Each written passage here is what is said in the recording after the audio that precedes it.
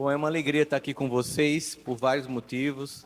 Quando a gente olha para o Evangelho e a gente começa a analisar os personagens, desde o Antigo Testamento ao Novo Testamento, as pessoas com quem Jesus conversava, e quantas vezes as pessoas equivocadamente pensam assim: o que que isso diz para a gente hoje? E quando a gente olha, os dramas humanos, eles não mudam. A diferença entre o que alguém que vivia naquela época, andando de carroça, e a gente que pegou um Uber para vir para cá, em termos de vida emocional, gente, é nenhuma.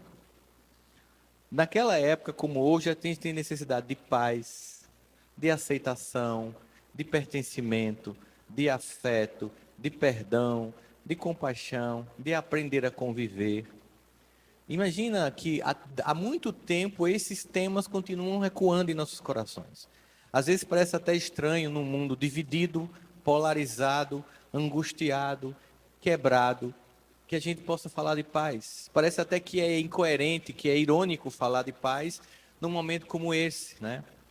Quem tem grupo de WhatsApp, família aqui, por favor, levante a mão. Como é que está o clima? Sobrou alguma tia aí? Tem gente que conseguiu, tem gente que a duras penas conseguiu fazer um pacto assim, ó. Não vamos discutir temas discordantes aqui, para que a gente possa continuar. Quando a gente analisa esse convite que nos é feito para a construção da paz, e que todo mundo quer, porque no fundo a gente quer. Quem não quer sentir sentimento de segurança? Quem não quer sentir sentimento de paz? Quem não quer chegar em casa e respirar aliviado? Quem não quer ter uma semana comum, sem nenhum evento histórico acontecendo? Coisa comum, comprar o pão, voltar para casa, assistir Netflix, uma novela, sabe? Conversar com os amigos, jogar um dominó e mais uma semana e fazer a prova. E parece que nos últimos tempos, toda semana é um evento histórico no mundo ou no Brasil e a gente está sempre. E às vezes isso cansa, isso torna exaustivo. No entanto, a gente sabe que as pessoas vivem ciclos históricos de muita transformação e a gente está vivendo um desses ciclos, e que esse é um ciclo não somente histórico, mas também espiritual, de muitas transformações no mundo. Mas fiquem tranquilos que eu não vou falar de política para acabar com o evento. Estou falando sobre uma coisa muito maior do que isso, que a gente poder pensar sobre a forma como eu vivo essa experiência que eu tanto busco. Porque Deus, ele é muito inclusivo, ele convida a todos nós. Quando a gente analisa a manifestação plena de Deus em Jesus, a gente percebe o quanto a gente teria dificuldade de conviver com ele. Porque ele conversava com um monte de gente que a gente sequer olharia na cara. Ele buscava ter contato com as pessoas que a gente estaria queimando nos grupos de WhatsApp. Ele gostava de conversar com quem a gente costuma cancelar. E aí a gente começa a perceber que há uma profunda incoerência entre aquilo que eu estou construindo, nós, e aquilo que a gente sabe que é meta-alvo na construção do Evangelho de Jesus na nossa vida.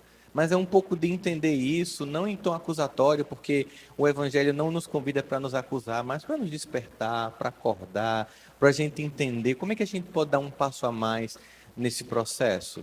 Porque é muito fácil entrar em conflito. É muito mais simples conflitar com as pessoas. Vocês sabem que dificilmente alguém liga para alguém para passar uma hora elogiando. Alguém já ligou para você e passou uma hora, queria que você me escutasse, e passou uma hora dizendo como você é incrível, como você é fantástico, como você é uma pessoa excepcional, como você mudou a vida dessa pessoa? Alguém passa uma hora dizendo isso para você? Já ouviram uma pessoa esculhambar com você mais de uma hora? Já, né? Você percebe que a gente dá um tempo psicológico muito maior ao conflito do que à paz. Esse é um convite que é dado, mas como tem que ter uma ressonância interna, a gente começa a ver uma questão aí que é como eu desenvolvi em mim recursos para poder ecoar essa paz convite que é feita. É um convite, ó, eu vos dou a minha paz vos dou. Aliás, quando ele nasce, né, é anunciada a paz. Então é tipo assim, essa é uma paz oferecida a todos, mas porque nem todo mundo consegue viver. Quem não quer ouvir num mundo cansado, competitivo, cheio de angústias, as pessoas tentando realizar sonhos com mais ou menos competência, às vezes consegue, outras vezes não, às vezes a angústia de ver alguém que conseguiu chegar a lugares que você não chegou, e você às vezes sente que é injusto, porque você está ralando tanto, e fulano conseguiu e você não, no meio de tantas coisas, cansaços, relações conflitivas, às vezes uma relação tóxica na qual você se encontra, dores familiares, todas essas angústias humanas comuns, e aí você escuta: vinde a mim, vós que estáis cansado, que eu vos aliviarei. Quem não quer aceitar esse convite? É um convite que não tem como não aceitar. Você escuta e diz: eu quero essa paz, quero esse alívio, eu quero esse fardo leve. E aí a gente vai, aí a gente tem uma atitude de aceitar esse convite e começa a caminhar em direção ao mestre. E quando vai chegando perto, ele continua dizendo: aprendei de mim, que sou brando e sou pacífico. Porque a gente às vezes quer sentir uma paz, mas quer continuar sendo a mesma criatura de sempre. E é impossível essa velha criatura sentir a paz que só uma nova criatura pode sentir. Alguém que se renova, alguém que se transforma. Eu quero a paz, mas quero continuar odiando na internet. Eu quero a paz, mas quero continuar conflitando no grupo do WhatsApp da família. Eu quero a paz, mas eu não quero mais ouvir falar de fulano. Então é complicado porque essa paz que ela é oferecida a todos, ela não chega a todos porque precisa que dentro de mim haja, já que ela começa em mim, haja uma equação emocional que conjugue a paz que é ofertada por Deus através de Jesus e que eu consiga de fato acolher, entendendo que é um convite para mudar, se transformar. Aí às vezes eu fico pensando, que tipo de pessoa de paz que você é? Porque existe as que fingem. E veja, quando você finge que está em paz, você não busca ajuda, você se sente menor. Sabe o que é que você assim, você está bem, dá tudo ótimo. Tem gente que já diz assim de forma até ríspida: tô ótimo. E já olha para você com aquele olhar de emoji fazendo assim: eu tô ótimo. E você sabe que a pessoa não está bem. E aí tem uma passagem que eu queria trazer aqui para que a gente pudesse refletir um pouquinho, porque ela fala muito disso, que é uma passagem de Paulo, na carta que ele manda para a comunidade dos Gálatas, que ele faz assim: carregar os fardos uns dos outros. Tá no capítulo 6, verso 2. Como é que eu posso carregar o fardo do outro se o outro não admite que tem fardo? E como é que eu posso querer que alguém me ajude se eu não admito que eu estou precisando dessa ajuda? Em algum momento, na equação emocional da sociedade utilitarista de resultados, que todo mundo tem que ser produtivo, que todo mundo tem que estar o tempo inteiro fazendo alguma coisa que seja interessante para o mundo, em que você não pode descansar, em que você não pode ter um tempo para você. Tem até um teórico, um filósofo chamado Byung-Chul Han, sul-coreano, incrível, que tem uma série de livros incríveis, entre eles A Sociedade do Cansaço, que ele começa a denunciar de forma mais explícita esse movimento de que ninguém pode descansar. As pessoas começam a valorizar a ideia de que elas têm que estar sempre produtivas. Então, pessoas que são produtivas, elas não podem ter conflito, elas não podem estar mal, elas não podem não estar bem. Então, todo mundo começa a vender a ideia de que está bem. Aí, quando você começa a perceber isso, a sensação que me dá é que, do mesmo jeito que a gente recentemente criou filtros que a gente usa para colocar vídeos na internet ou fotografias nas redes sociais, a gente vai lá e amanhece meio assim, sabe? Com o cabelo desgrenhado, aí o olho fundo, né, de urso panda, aí você vai fazer uma foto, aí você bota um filtro para dar um blur. E aí parece que a gente está fazendo isso psicologicamente também, Denise. Assim, é como se a gente tivesse que fazer uma maquiagem emocional para se manifestar no mundo. E essas máscaras de não verdade fazem com que eu venda uma paz que eu não tenho. E possa ser que eu esteja convencido que eu estou em paz sem estar, e é muito difícil porque eu não busco ajuda, porque talvez seja a sensação de que no mundo em que todo mundo tem que fazer algo incrível, revolucionário, ou tem que fazer sempre alguma coisa impressionante, eu precise estar sempre manifestando um equilíbrio que, na verdade, pouca gente tem. E esse equilíbrio, inclusive, só é possível de ser alcançado quando eu admito o desequilíbrio que eu tenho, busco melhorar esses padrões emocionais para poder avançar. A gente vive a ideia de pessoas que nos vendem padrões de vida que são irreais. E sabe que um dia eu estava num voo e era mais ou menos umas 3 da manhã, e do meu lado, na cadeira ao lado, eu estava no corredor, e no corredor da cadeira ao lado tinha um grande influencer do Brasil que fala sobre produtividade e sucesso financeiro. Tem milhões de seguidores, né? E aí essa pessoa acordou e ligou a luzinha. E aí eu acordei quando ele ligou a luzinha. E aí ele foi no banheiro do avião, lavou o rosto, voltou, né? Fez assim, abriu o computador dele, colocou assim na mesinha do avião, depois começou a fazer um stories. Veja só, estou no voo de Manaus para São Paulo, são 3 da manhã. O avião, as pessoas que não vêm para vencer estão tudo dormindo. Aí filmou. E eu aqui produzindo. Então você quer vencer na vida dormindo? Você tem que produzir. Aí você imagina que você está lá estudando para um concurso. Mas você é recém-casado, tem um filho pequeno, passou a noite acordado, estava com febre, a criança. Aí você acorda feito um zumbi para poder estudar. E aí você, eita, eu vou ver o Instagram de fulano porque vai me dar um ânimo. Aí fulano disse que 3 da manhã estava num voo acordado. Aí se eu não consigo, eu sou incapaz.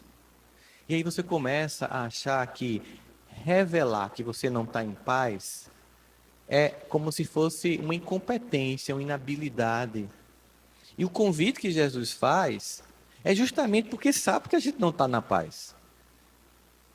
Então, aceitar um convite do Evangelho é aceitar um convite de eu, na verdade, estou numa inconformidade de vida e eu quero essa conformidade. Eu estou de forma desequilibrada e eu quero esse equilíbrio. Então, eu não posso fingir. Mas, às vezes, também, sabe o que é? É porque dentro do ambiente, do espectro religioso no qual eu me encontro, eu preciso fingir que eu estou bem. Porque senão eu não vou ser aceito. Como é que eu vou fazer parte do grupo de estudos ou da mediúnica se eu estiver mal? Então eu tenho que estar bem. Eu não posso estar mal. Quem é que vai me chamar para fazer uma palestra se eu dizer que eu estou equilibrado? E as pessoas começam a fingir formas. E aí vozes, tem tons de voz que as pessoas fazem. Tem gente que tem uma voz grave e quando chama para fazer uma prece faz Amado Mestre Jesus. Então, às vezes, a gente cria uma falsa paz e às vezes é inconsciente, às vezes é consciente. Então, para que eu consiga, entende que quando eu estou falando desse princípio de alguém que não admite que não está em paz, não vai conseguir ter paz nunca, porque nem chegou à etapa de se reconhecer como alguém que está desprovido de paz. É como alguém que diz: eu não odeio, apenas não quero ver.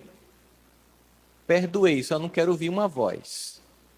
Então, essa pessoa, ela na verdade, ela não consegue perdoar porque ela nem chegou ao nível de admitir que odeia. Eu preciso chegar ao ponto de admitir que eu estou com ódio, preciso dar nome a essa emoção. Uma das características da capacidade que um ser humano tem de avançar é dar nome à dor que sente. Você sabe que uma das angústias do trauma infantil é que ele acontece no momento em que a língua não é expressa a ponto de que a criança diga o nome da dor que possui. E ela somente registra essa dor inominada que vira sintoma.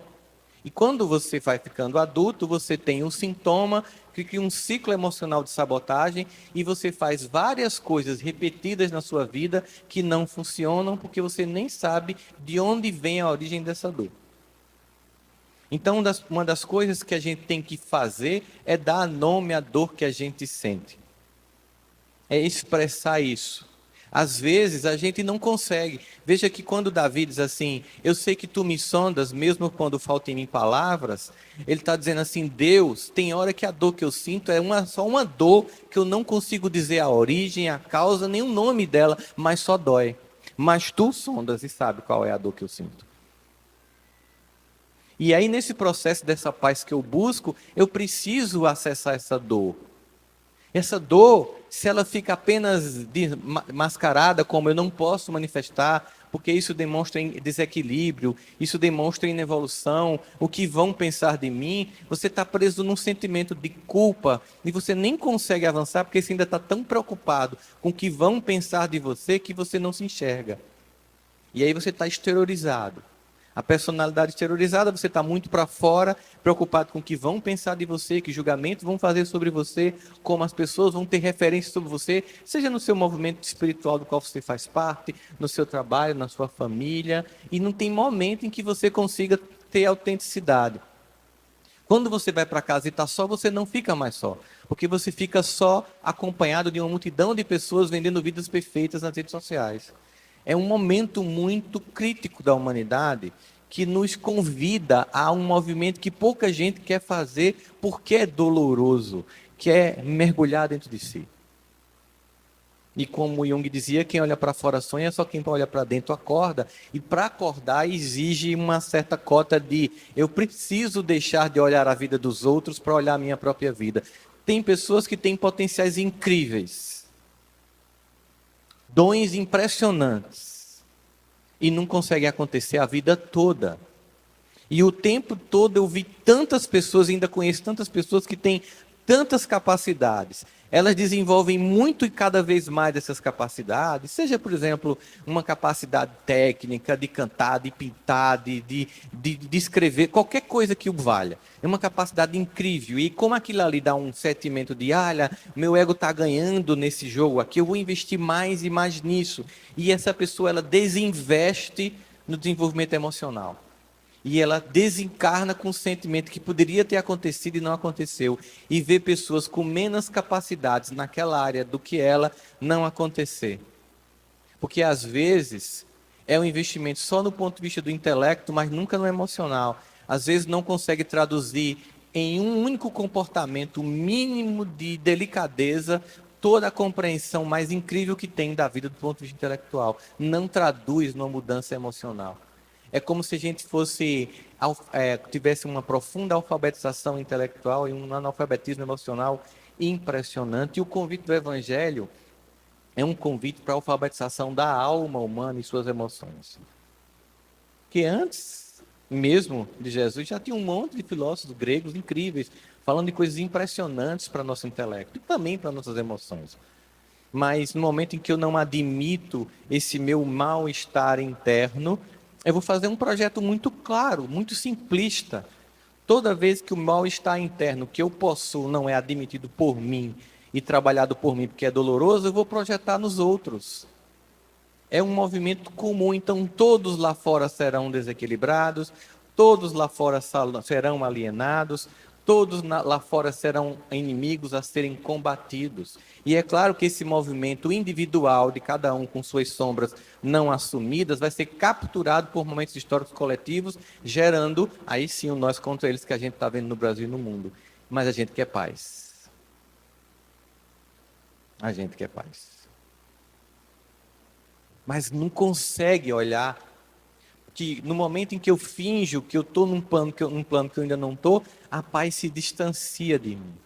É impossível imaginar a construção de um movimento de paz dentro de mim que não passe por uma aproximação do sagrado e de uma relação com Deus, que vai estar sempre me dizendo para mim, olha, o compromisso maior que você tem na sua vida é comigo.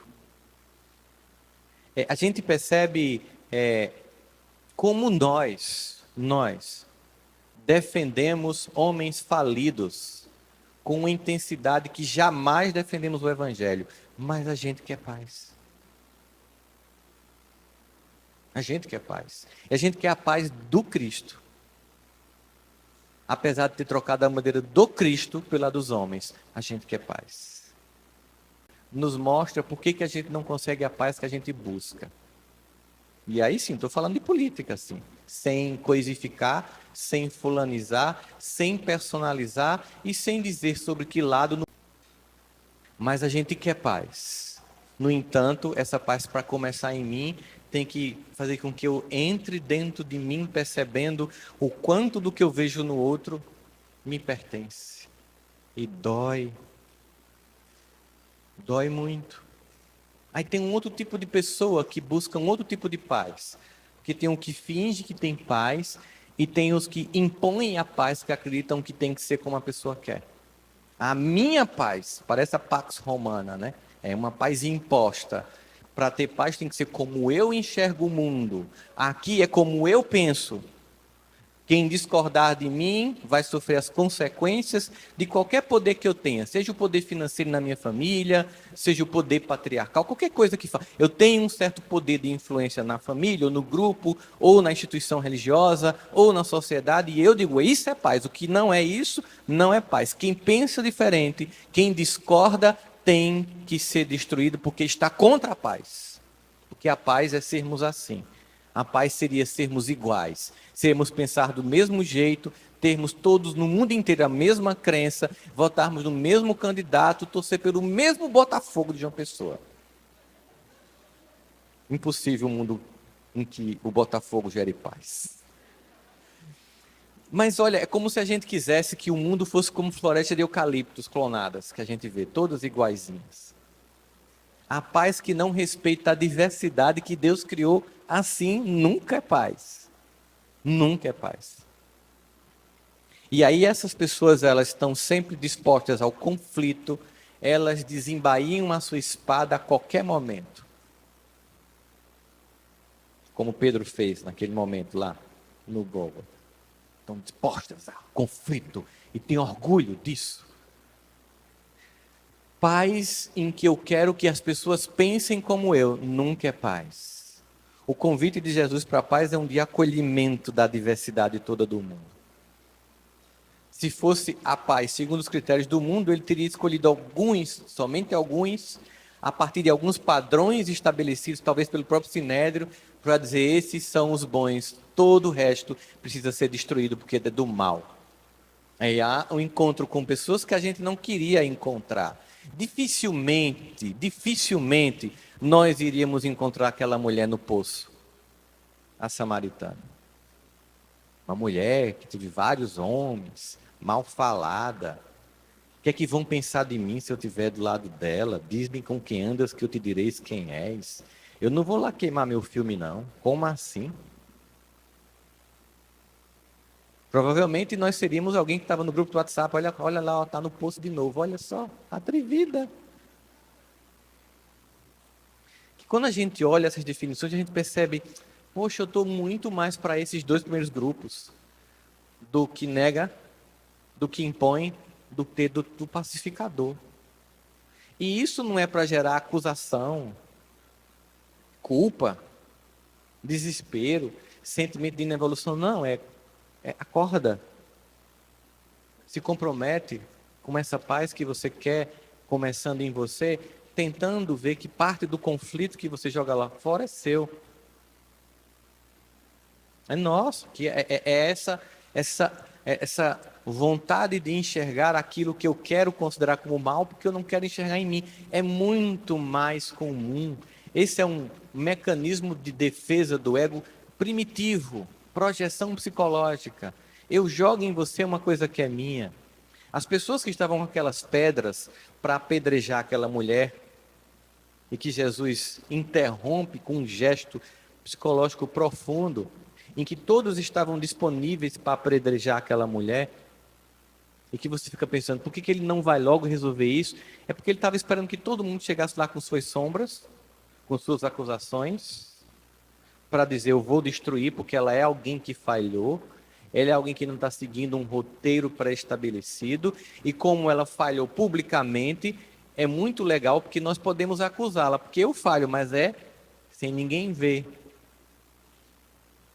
Então eu estou mais tranquilo. Como ela caiu, deu azar de ser pega no flagra, eu vou jogar as pedras. As pedras que eu jogo nela são todas as pedras que eu não jogo no meu ego quando cai, mas eu jogo no seu, porque ficou público. De repente é um vídeo que a gente recebe, como circulou há um tempo atrás, de um marido que foi filmar a própria esposa em adultério com um amigo. E jogou na internet e esqueceu que tinha um filho que foi destruído pela escolha que ele fez. tentando destruir a esposa, destruir a própria criança, que começou a ser motivo de chacota na escola. E no mundo de hoje, que o vídeo fica para lá, ele pode ir para o Alasca, que alguém vai achar esse vídeo e vai falar isso para ele. E a gente distribuiu esses vídeos nos grupos de WhatsApp. Porque nossas pedras agora são virtuais. Mas a gente quer paz. A gente quer dormir à noite sem precisar tomar um remédio. Dormir com consciência tranquila. Dormir com leveza de alma. Mas é por isso que essa paz é distribuída a todos, mas poucas pessoas recebem, porque vinde a mim, mas aprendei de mim é onde as pessoas param. Todos vão ao vinde a mim. Ninguém recusa. Vinde a mim, vós que estáis cansados, que vos aliviarei. Todos aceitam o convite. Quando chega, aprendei de mim. Opa, ficou complicado agora. Eu queria continuar sendo quem eu sou, mas eu queria ter paz. Para ficar mais didático, exemplo, eu lembro que eu atendi um paciente que era um médico endocrinologista e chegou um dia revoltado no consultório. Ah, Rossandra, eu vou mudar de especialidade médica, eu não vou mais ser endocrinologista, não. Por quê? Porque as pessoas não querem mais emagrecer. Não? Não, elas querem ser emagrecidas. Como assim? Elas chegam lá dizendo, doutor, eu sou assim, meus costumes é esse, eu não faço academia, eu não faço caminhada, eu não gosto de esporte, eu não faço alongamento, gosto de comer açúcar, adoro bolo e eu quero ser magra. Quero ser magro. Então a pessoa quer manter o comportamento, mas quer o corpo de pessoa magra. Aí eu pensei, cara, a paz é do mesmo jeito. As pessoas querem a paz, mas não querem mudar a dieta. A minha dieta de alma é a alma velha. Mas eu quero a coisa da alma nova. E não tem como, é incompatível o desejo que eu tenho daquilo que eu preciso concretizar. Então esse convite continua lá, vinde a mim. E a gente vai. Agora, aprender de mim, a gente trava. A hora agora é de aprender de mim. Porque para ser pacificador, eu tenho que ser um agente da paz. Eu tenho que manter a paz. E eu tenho que olhar para os lugares onde ela não se encontra e se alguém chega lá e pacifica. E aí é muita proatividade para alguém que está desacordado da própria consciência de quem se é. Por que Joana vem com uma missão tão grande de despertar consciência? De nos fazer, né, Denise, fazer um mergulho tão profundo em nós. Uma obra inteira voltada para o autoconhecimento. Porque essa paz, ela precisa de lucidez e atitude de pessoas que têm consciência do papel que estão aqui para cumprir. Porque vamos combinar, que somos reencarnacionistas. Você acha que é a primeira vez que a gente está dividindo bandeiras políticas? O lamentável é saber que, de novo, cair nessa de novo. Meu Deus, um dia isso era com uma lança e com espada lá na Idade Média. Depois era com pólvora. Aí estou de novo nessa. Aí você faz, eu não acredito que eu caí nessa de novo. É esse de novo, repetição, que significa dizer, eu quero essa paz, mas eu não agi em torno de uma paz que eu quero construir. Esse movimento de um mundo conturbado que a gente vive, também é a exacerbação ou o nível de visibilidade que a gente dá ao mal. O mal tem um ibope incrível. A gente dá muita ênfase a isso. Claro, existe uma explicação neurofisiológica do desenvolvimento ontogenético do ser humano de por que o nosso cérebro ele grava com mais nitidez a derrota do que a vitória, um dia bom do que um dia ruim.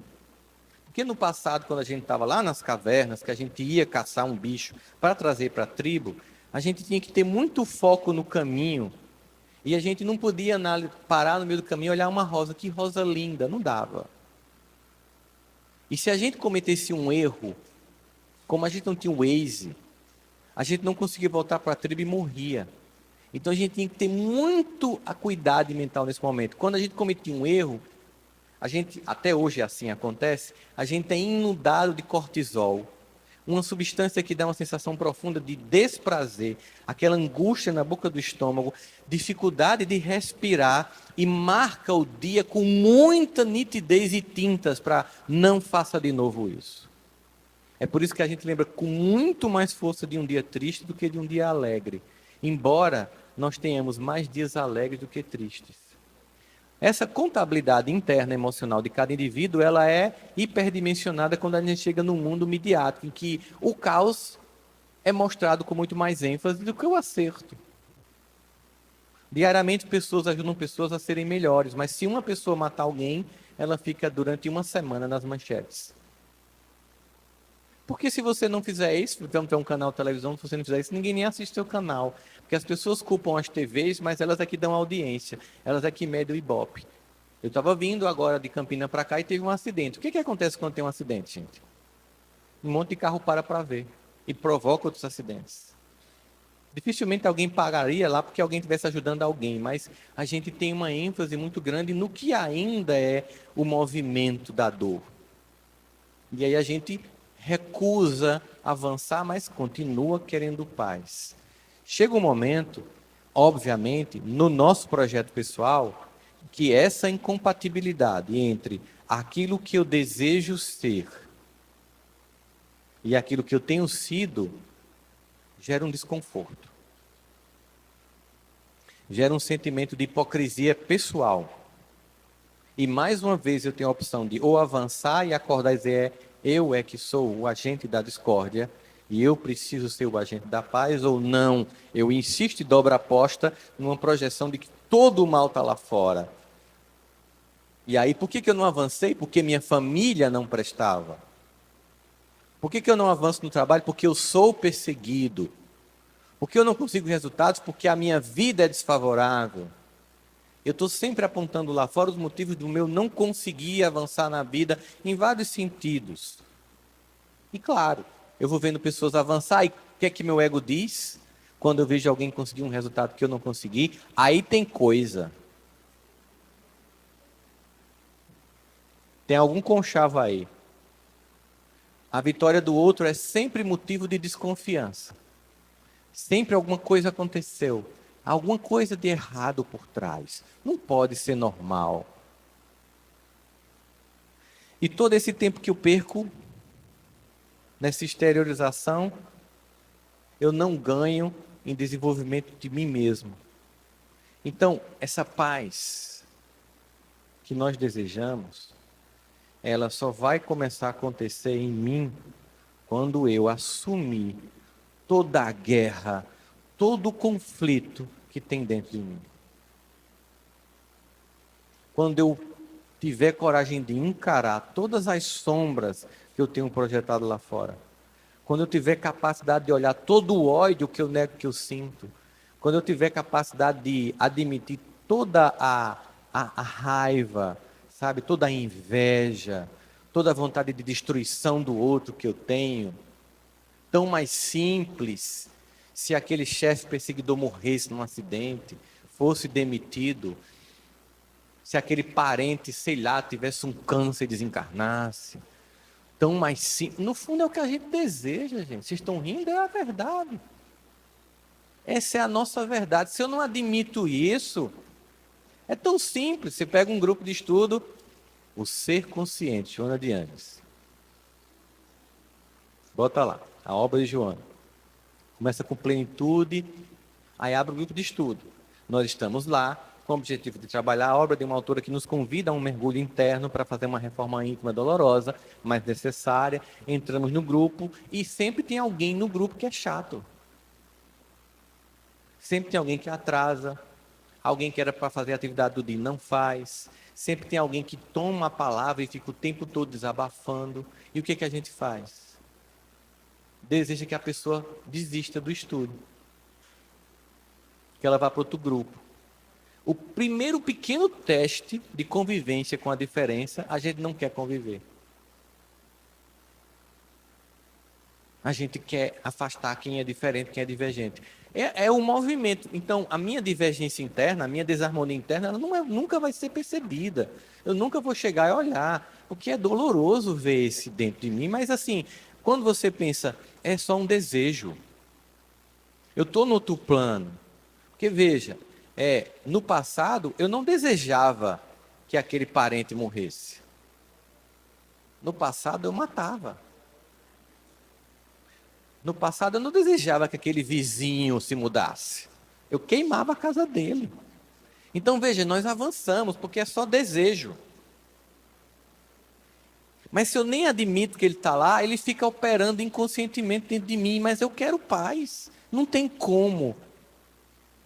Porque a paz implica uma convivência cotidiana com o sagrado.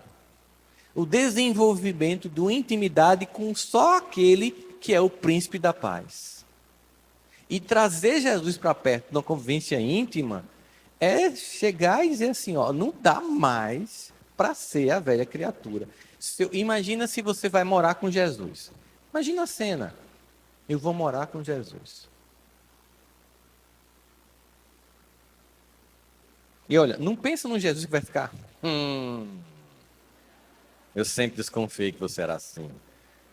Eita, eu tenho que falar manso, Jesus está morando comigo, ó. Sabe quando você recebe uma visita e você fica todo mundo mais leve em casa, né? E vai dando um tempo que você diz, eu não aguento mais fingir, a visita tem que ir embora porque eu já estou assim, sufocado? É passado por isso? Pois é, então a gente não aguentaria meia hora de Jesus em casa, né?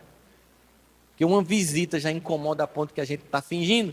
Ou seja, eu preciso entender que essa convivência, aprender de mim é, ok, Jesus, não é um convite para amanhã eu ser uma nova criatura, mas é para eu decidir começar a ser. Finalmente, eu decidi começar a ser uma nova criatura. Chega. Aí você começa a fazer movimentos para isso, né? Os movimentos começam por, eu preciso deixar de consumir o ódio. Porque o que me alimenta, o que eu deixo entrar dentro de mim, vai dizer muito o que eu vou colocar. Então, eu preciso deixar de consumir a contenda, o ódio. Eu preciso trocar tantos vídeos que diariamente eu assisto, estimulando a divisão e o ódio, por coisas que elevem. É um movimento. Eu preciso fazer escolhas. Do mesmo jeito que quando começou a pandemia, a gente começou a deixar os sapatos fora de casa, porque eles estavam contaminados. Existem muitos pensamentos, muitas ideias e muitos conteúdos que estão contaminados e que não devem entrar na minha casa íntima se eu quero a paz que tanto busco. Não dá mais, mas eu tenho que manter informado, Rossandro. Isso é informação ou deformação? Porque nós estamos sendo mantidos informados por redes sociais e um conjunto de big techs tecnológicas que só mostram o que eu quero ver. É por isso que todos os dois lados acham que tem a verdade e que o outro é alienado. Porque eu só assisto conteúdos que confirmam a minha visão de mundo, o que gera uma dissonância cognitiva enorme. Eu penso que todo mundo pensa como eu, porque todo mundo que está perto de mim, até porque é o seguinte, os parentes que discordam eu não convivo mais, né? Os amigos que discordam eu rompi. Então é claro que eu começo a achar que todo mundo pensa como eu. Se todo mundo que pensava contra mim eu excluir, é claro que eu penso que o mundo é como eu penso. Então a gente está num momento em que a ilusão, que é o mundo, ganha uma sobrecapa, que são as redes sociais, que é uma ilusão sobreposta à ilusão que o mundo já é. O grande engodo, que é uma vida física, sobreposto a uma capa de engodo que o mundo virtual colocou. E a gente ainda começa a ver assim, eu estava estudando ontem sobre as inteligências artificiais que estão fazendo modificações, né? Hoje são 3 segundos da voz de um ser humano na internet, Denise, você reproduz a pessoa todinha falando. Tem uma inteligência artificial que colocou o rosto de Tom Cruise dançando e você procura uma falha e não encontra. Não, isso é Tom Cruise. E para piorar, ele botou no Instagram dele. Até eu achei que era ele. E ele estava dizendo, esse não sou eu. Mas a gente não lê a legenda. Então daqui a pouco vai ser tão perfeito uma fake news que você nunca vai provar que é mentira. Mas a gente quer paz. A gente quer chegar em casa, depois do conflito, depois de passar o dia vendo notícias, confirmando nossas teses, excluindo pessoas que pensam diferente, enchendo-se de ódio, mas à noite a gente quer ter um sono tranquilo. E aí a gente começa a querer negociar a paz como se fosse sintomas de fim de semana. Eu tenho que formatar, então, quem tem a obrigação de me dar paz é a minha religião. Tem que ser incrível a experiência, tem que ser fantástica, eu tenho que ser lá e sair emocionado e voltar para casa em paz. Nem que seja naquele uma horinha de experiência lá. E claro, como é um mercado, aí cada uma que planeje formas incríveis de transformar o espetáculo da fé. Para que você sinta em uma hora ou uma hora e meia uma experiência de êxtase psicológico, mas que não se traduz em conversão de ser humano. Não há conversão de alma, há adesão a princípios religiosos, sem conversão de atitude, mas a gente quer ter paz. E aí, se a paz do mundo começa em mim, a pergunta é: eu estou em paz? Eu levo a paz? Eu quero a paz? Eu tenho transmitido a paz? Ou eu estou preso na contenda? Eu estou preso como uma pessoa que esqueceu. Tem uma. Eu lembro que Denise até me mandou essa entrevista quando tu estava dando aula, era sobre o Mundo de Sofia. Não sei se tu lembra. E tem uma introdução no livro O Mundo de Sofia que ele diz que é como se a gente fosse um ser humano que é criado por Deus, num evento incrível e inexplicável pela lógica humana, em que ele faz parar os astros e o universo para que algo seja incrivelmente criado e que ele ama profundamente. Ele nos dá o sopro da vida, pega barro, transforma em ser humano e nos joga no planeta. E assim que isso acontece, a gente fica: onde é que tem um shopping? Como é que eu compro a roupa? Cadê o boleto? Estou com ódio de fulano, olha essa notícia. Em nenhum momento se pergunta: por que você me criou? O que te moveu a fazer isso? Por que que eu estou aqui? Como é que eu te devolvo tanto amor?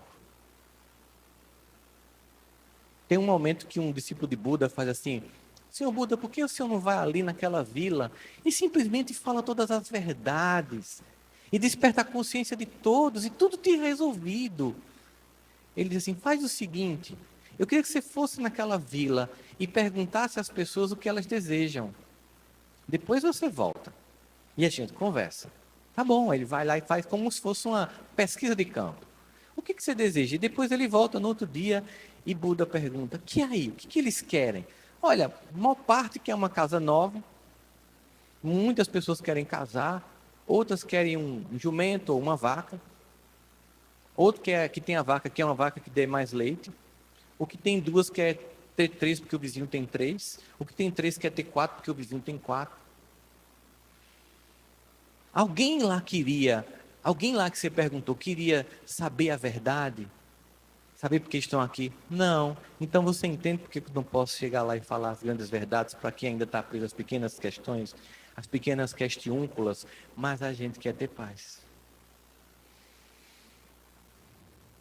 Todo dia a gente acorda num planeta que está girando a mais de 2.000 quilômetros por hora em redor do próprio eixo. Estamos aqui com a sensação de que estamos num lugar parado, na verdade, de uma sala que está dentro de um continente, de uma cidade que está num continente, que está girando dentro de um planeta, e esse planeta girando ao redor do Sol, e tudo isso girando num universo infinito, incrível, fantástico. O Sol nasce, se põe ao som de Bolero de Ravel na Praia do Jacaré, mas eu estou com ódio de quem votou contra o candidato que eu queria. Mas eu quero paz. Todos os dias esse milagre acontece, mas eu estou preso às questões mais pequenas. E aí eu busco Deus só num momento do fim de semana, para fazer de conta que nós temos um relacionamento.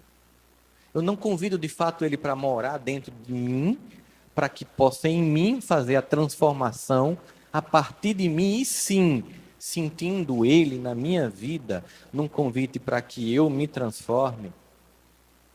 E como disse Gilberto Gil naquela música, se eu quiser falar com Deus, me levar para um caminho que não vai dar em nada, nada, nada, nada do que eu esperava encontrar, porque os sonhos de Deus são bem maiores que os nossos para a nossa própria vida, mas implica não querer despertar de nós. É preciso que a gente Comece a fazer uma equação simples. São coisas tão práticas que podem ser feitas. Dedica ao sagrado na sua vida. Faz essa experiência durante um mês e você vai me contar depois.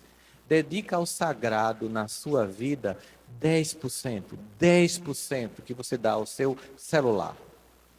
10%. Dedica à sua família mais 10% do tempo que você dá ao seu celular. Pode continuar com 80% vendo videozinho de TikTok dançando, piadinhas e pegadinhas, ouvindo músicas e fake news de um lado e de outro. Pode continuar com 80% do tempo, perdendo, esquecendo que nós somos um milagre de um gesto de amor de Deus aqui. Continua preocupado com nada. Esquece. Dedica a maior parte do teu tempo para futilidade, mas dá 10% para Deus, para ver o que acontece na tua vida. Dá 10% da intensidade com que você defende seu candidato à defesa do Cristo. 10% para você ver o que acontece na sua vida. Quando acordar, lembre por que você está aqui. Quem te fez e a quem você serve. Nós esquecemos isso. Mas queremos paz. Todo dia nós levantamos a espada com desejo de paz. E tudo que nós temos é a guerra. É o conflito. É o ódio. É a separação. É a divergência. É a divisão. Mas o convite continua sendo feito. É como se a gente fosse náufragos. O barco afundou, as ondas quebraram o barco. Nós estamos com pedaços de madeira em meio a um oceano difícil, numa escuridão imensa. E como se a gente, desesperado, pulando em cima do outro, procurando o culpado de quem fez o barco se destruir. Uma luz muito tênue, mais insistente, numa praia longínqua, apontando, e quando a gente consegue sair do conflito, do ódio, ver o Cristo lá dizendo: vinde a mim, vós que estáis cansados, que eu vos aliviarei. E ao invés de simplesmente ignorar toda a dor que está ao redor, das pessoas que estão com ódio do barco que afundou, nadar na direção do Cristo, a gente quer Ele, mas continua nas acusações laterais da vida. Encontrando inimigos em casa, encontrando inimigos no casamento, encontrando inimigos na universidade, no trabalho, no centro espírita, na igreja, em todo canto, mas em busca de paz. É por isso que quando a gente pega a oração de São Francisco, né? A gente pega ela assim e faz. Ele fica o tempo inteiro pedindo ativamente para que Deus o transforme. É como se ele tivesse ouvido o convite assim: vinde a mim, vós que estáis cansado, que eu vos aliviarei. Ele se aproxima: aprendei de mim que sou brando e pacífico de coração. Então me ensina, Jesus. Me ensina. Fazei de mim um instrumento da tua paz. Mas para não ficar numa abstração profunda, para ficar numa coisa sem sentido, só uma vontade, um desejo de paz, me ensina onde houver ódio, que eu levo amor. Porque eu quero que essa paz seja real, que ela seja palpável, que eu possa tangibilizar, que eu possa sentir, pegar. Lá onde tem conflito, eu tenho que levar o amor. Onde tem ódio, eu quero levar o amor. Então me ensina a aprender a ser brando e pacífico. Me ensina, porque onde houver ofensa, sabe onde as acusações, as mentiras, em vez de eu insuflar, jogar mais combustível, é isso mesmo, vamos destruir, que eu leve o perdão. Ele está pedindo aqui para Jesus ensinar ele a ser brando e pacífico de coração. Ele não parou no convite e recuou, querendo uma paz sem trabalhar e ser instrumento da paz. Onde houver discórdia, meu Deus, é constrangedor cantar essa música hoje em dia. É constrangedor. Onde houver discórdia, eu leve a união. A gente está fazendo o contrário disso. A gente está insuflando, inflamando, ampliando a discórdia, a divisão, a separação. Mas a gente quer paz. Onde houver dúvida, meu Deus, a dúvida. No mundo da pós-verdade, né, Denise? Tudo agora é motivo de dúvida. Tudo é motivo de dúvida. Tudo é questionável. Em nenhum lugar mais tem verdade. Todas as instituições mentem. Tudo é mentira. E só quem tem a verdade sou eu. Que loucura. Que obsessão coletiva tão grande. Todos mentem. Só eu tenho a verdade no meu WhatsApp. Que momento. Que dor, né? E claro, isso não está perto de acabar. Porque em momentos em que a gente inflama, tem consequências.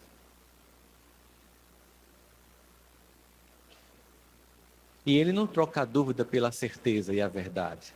Onde houver dúvidas, que eu leve a fé. Porque o que é a verdade hoje em dia? Tão questionável. Então não me faz, no lugar da dúvida, levar uma verdade, porque é a minha verdade e o outro não vai aceitar. Somente isso. Quando tiver dúvida, eu vou levar a fé. Sabe por quê? Porque é assim, é o fulano cicrano. Que tal nenhum dos dois e Deus? Ou você vai duvidar também dele? Ou ele também entrou no questionamento em que tudo é falta de verdade, tudo é pós-verdade, tudo é criação. Deus também. Será que chegando aqui a fé, que vai para além desses discursos, das guerras de narrativas, será que aqui a fé finalmente tira a dúvida e a gente se encontra, você vindo por aqui, eu vindo por aqui, Deus como um objetivo comum, e aí, olha, tem muito mais coisa que nos une do que nos separa. Por que eu não vi isso antes? Por que eu não falo mais com minha avó? Por que eu excluí minha tia? Por pessoas que não sabem nem que eu existo. É isso. Onde houver erro, que eu leve a verdade. E no desespero, a esperança. Todo o movimento dessa oração, quer tenha sido ou não dele, mas que nos chegou como sendo de Francisco de Assis, é um convite. E aí ele insiste em intensificar a forma como ele quer que Jesus ajude a ele a agir na mudança de padrão. Então, fazer que eu procure mais. Mais. Consolar que ser consolado.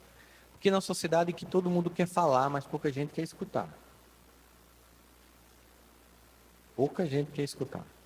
Todo mundo tem muita coisa para dizer, pouca gente disponibilidade para ouvir. Todo mundo quer ser consolado, todo mundo quer ser escutado, quer ouvir, escuta a minha história. Eu tinha paciente que ia para o consultório e que, eu estava no atendimento. Aí por que saiu? Porque quando eu ia desabafar, a pessoa que estava lá desabafava. Quer dizer que o terapeuta, ele falava mais do que você era. Ele falava uma coisa, você não sabe o que aconteceu comigo. Aí começava a desabafar. Até uma pessoa treinada para ouvir estava falando. Percebe o mundo como está hoje? Então, assim, é o movimento de me transforma em alguém capaz de agir. Alguém que acorda de manhã e antes de olhar a primeira notícia que eu quero receber no meu grupo de WhatsApp, eu paro e pense, Deus me criou, um gesto de amor incrível. Eu acordei, isso por si só é um milagre. Meu corpo está funcional, isso é um outro milagre. Eu tenho onde morar, há um outro milagre. Eu sinto um cheiro de café da manhã sendo feito, isso é um outro milagre. Quando é que a gente parou de agradecer pelas coisas que um dia foi sonho? A gente normaliza, né? Um dia foi sonho. Muito do que você tem hoje, um dia foi desejo. Você sonhou em ter. Você se esforçou para ter. Você talvez não tenha tido na sua infância. Eu, por exemplo, Campina Grande, né, Denise, que é fria, meu sonho era um chuveiro elétrico. Tinha até um que era ducha corona. Um banho de alegria no mundo de água quente. Rio da piada, já tomou a 4ª dose. E aí, quando eu estou tomando banho quente hoje, eu digo, eu agradeço. Eu paro para sentir o prazer da água morna no meu corpo. Porque um dia foi sonho ter. Eu não posso esquecer que todos os dias tudo é um milagre. Ter chegado aqui foi um milagre. No meio do caminho a gente viu um acidente horrível. Eu vou voltar também continuando esperando outro milagre chegar em casa para o aniversário da minha esposa. Porque isso é que é a vida. É a gente lembrar diariamente que tudo que existe é um profundo milagre e uma concessão da misericórdia divina, porque por merecer, a gente não merece. A misericórdia de Deus, que é infinita, cobre os muitos equívocos que nós temos e nos entrega o que nós não merecemos e a gente esquece. E aí quando você começa a mudar a sintonia do que você enxerga da vida, quando você começa a mudar o que entra na sua cabeça, na sua mente, você deixa de se contaminar pela contenda, pelo conflito, e depois de acalmar sua cabeça, sua mente, você se constrói como um pacificador, alguém que vai, não. Só que a gente está num mundo tão doente, que quem quer pacificar é chamado de covarde, em cima do muro, água morna, omisso. É isso que a gente escuta quando quer pacificar hoje no mundo. Mas sabe de uma coisa? Continue. Continue. Porque não se trata da opinião do mundo. Se trata de, eu convidei Jesus para visitar a minha casa com o intuito sincero de que ele se transforme num morador. E para isso eu vou ter que ser quem eu sou mesmo. Porque ele não é um morador qualquer. Ele é um morador que eu convidei para me transformar. Para que finalmente eu me transforme num excelente hóspede. Aliás, uma pessoa hospitaleira, alguém que recebe. E para isso eles têm que ver meus defeitos, como se eu tivesse contratado alguém para analisar o hotel da minha vida. E essa pessoa vem para me dizer o que tem que ser modificado na minha existência. As sutilezas e as delicadezas que eu não estava enxergando, que eu preciso desenvolver. Então, que ele venha e não visite, mas que ele more e que me incomode a ponto de que eu não consiga ser alguém que não seja a semelhança dele. Me incomode a ponto de que eu não consiga falar que não seja a semelhança dele, que eu não consiga pensar que não seja a semelhança dele, que eu não consiga viver que não seja a semelhança dele. Aí, é claro que eu vou sentir a paz, que excede todo entendimento. O mundo vai continuar sendo o mundo. O mundo vai continuar doente, o mundo vai continuar em conflito, mas eu comecei a pacificar. E quando um único ser humano faz isso, ele inspira uma multidão de pessoas. Ele se torna até inatacável. Veja Francisco Cândido Xavier. Tantos religiosos, na época que ele desencarnou, não conseguiram falar uma coisa crítica. Eu ouvi depoimento de pessoas em várias igrejas. Morreu um grande homem hoje no Brasil. Nós discordamos da forma como ele enxerga, nós discordamos das crenças dele, mas nós não podemos negar a grandeza da alma dele. Uma única pessoa que faz um movimento de um convite frequente para que Jesus seja o morador da própria casa e transforme a própria vida, à semelhança desse que é nosso modelo e guia, conforme aquela música de Padre Zezinho, amar como Jesus amou, sonhar como Jesus sonhou, viveu como Jesus viveu, sentir como Jesus sentia. Ao chegar o fim do dia, eu sei que eu dormiria, aí sim, mais feliz.